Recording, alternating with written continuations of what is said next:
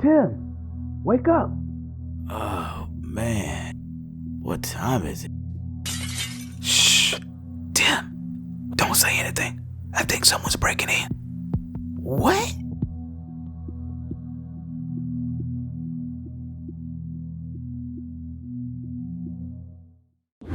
Now, since we just had Halloween and still got the Roni, you can't go trick-or-treating. But no worries, I got something special for you. It's time for a dark story.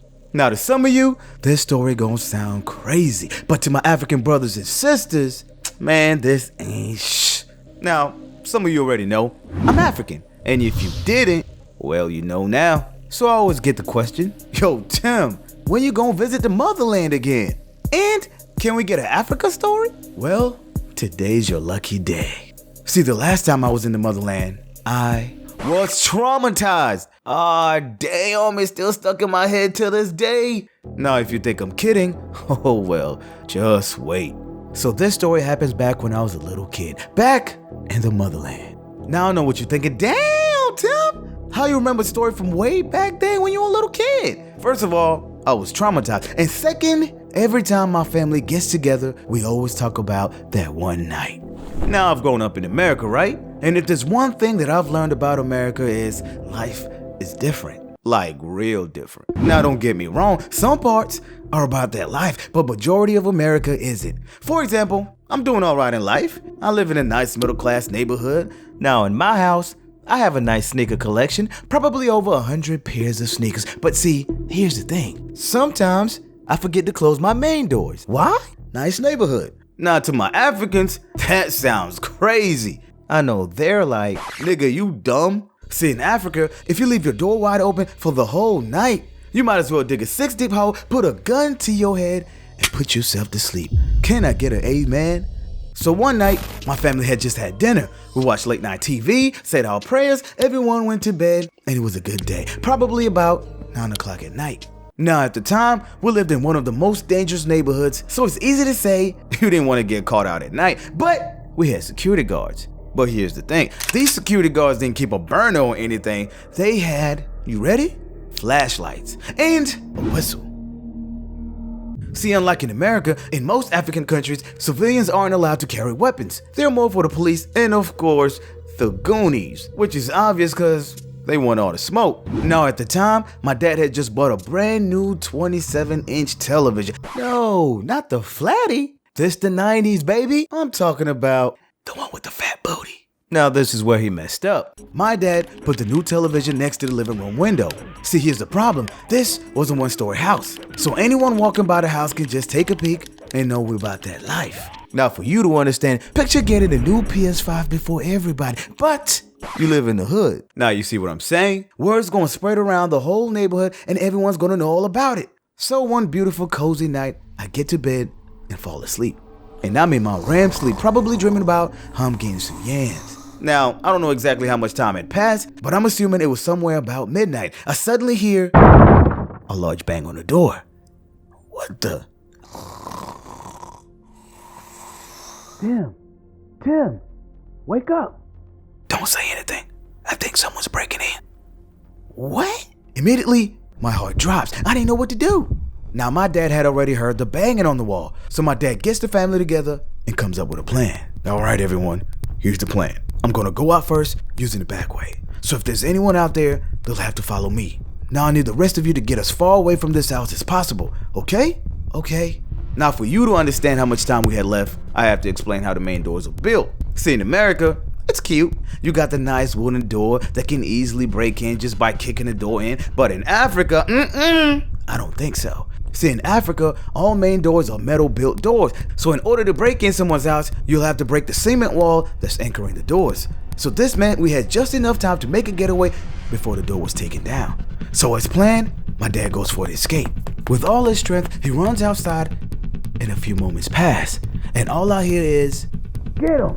Now, according to the plan, my dad was to go out first, then my brother, then me, then my mom last. So next was my brother. He dashes for the back door, gets outside. I wait a few moments and I don't hear a thing. Okay, cool. I figured he must have been successful. Now it's my turn. So I take a deep breath, gather all my strength, said a quick prayer, And right before I go for the exit, all I hear is, "Don't move and don't look back, kid." Damn. My body froze. I didn't know what to do. Should I make a run for it? Or listen to everything a man says? Okay, Tim. Stay cool and wait for your moment. So I figured the best thing to do will be to listen to the guy demands, and since I'm a little kid, maybe he'll let me go. So the guy says, "Stay right here." So I looked around, and that's when I noticed it. It was about 5 guys in the house, and they were all wearing ski masks. So the guys walked to my mother's room. Now back then, my parents kept a small safe in their bedroom, in which, of course, had money. So all I hear is the guy say, Where's the money? now this is where I spaced out. I had 2 options. Either sit there and hope these guys just take their money, leave, and don't harm me, or make a getaway like my dad told me and risk getting shot in the back. But that means I'll be leaving my mother all by herself in the house. So what do I do? Come on, Tim. Think. So I looked down the hallway. Then I noticed the guys were too busy trying to lift the television, which back in those days, TVs were pretty heavy. So this was my opportunity. But I had to be discreet. Then I heard my mom shout, Go now! then it hit me. My mom was buying time for me to make an escape. So I make a run for the exit as fast as I can. Hey kid, stop! Or I'll shoot! But this was it. I had no option. So I ran as hard as I could. I get outside and just kept running, never looking back to see who was behind me. After about 10 minutes of sprinting, I noticed no one was behind me. And since I was getting tired, I slowed down and came to a stop. Then from behind me, I suddenly felt someone's hand touch my back. Oh, shh. I look up, and to my shock, it's our neighbor, Mr. Thomas. You okay, son? Mr. Thomas? Whew. Oh my God. I thought you were one of the bad guys. See, Mr. Thomas had heard the break-in and saw me run out the door and came after me. So he put me in his house, and I stayed over for the whole night. So fast forward the next morning, I get up, and Mr. Thomas takes me back home. We get there, and the place is a mess. The whole front door was broken down. The police were surrounding the whole building, but I just wanted to find my family and hope everyone was fine. So I walk in, and to my luck, my mom and brother were sitting there. Thank God. But then I noticed my dad was missing. So I asked my mom where my dad was. So my mom sat me down and told me what happened. See, after my dad took off, the robbers chased him, caught up to him, and broke his leg, which they did by throwing a weapon to his leg, thereby breaking his leg. But he was still alive. So we get to the hospital right after my dad had just had his surgery, and with all our prayers answered, my dad recovered. But to this day, my dad still has a limp to his walk due to this injury. And even though we had gone through a traumatic life experience, the only thing that mattered was everyone was safe and alive. And as for the robbers, well, they never got caught and might even be watching this video this very moment. Moral of the story: every struggle in life has shaped you to the man you are. So be thankful for the hard times. They can only make you stronger. Kobe! Kobe!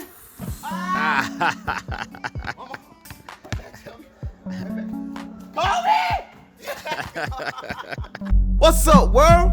Thank you for joining your boy for another video. This one is real special to me, fam. This was easily one of the scariest days of my life, but we made it all out and with our lives.